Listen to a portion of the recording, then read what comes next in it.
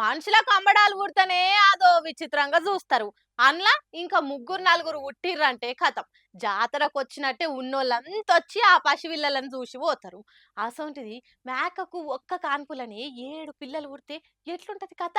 ఇగో గిట్లుంటది. 1, 2, 3 మొత్తం 7 పిల్లలున్నట్టున్నాయి కదా. అవన్నీ ఒక్క తల్లి పిల్లలే.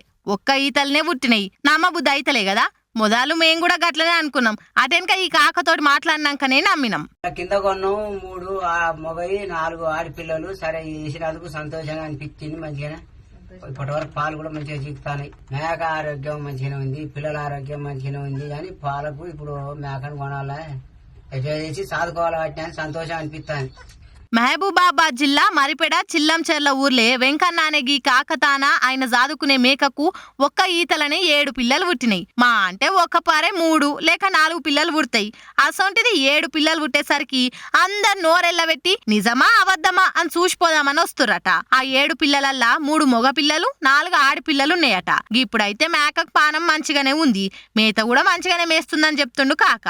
ఇక అవి పెరిగే కొద్దీ తల్లికి దాన ఇంత పచ్చిగడ్డి మంచిగా పెట్టే, తల్లి మంచిగా ఉంటేనే పిల్లలు మంచిగా ఎదుగుతాయి అని సలహాలు ఇస్తురట పెద్ద మనిషికి. బ్రహ్మంగారు కాలజ్ఞానంలో చెప్పినట్టు ఇంకెన్ని చిత్రాలు చూస్తామో ఏమో.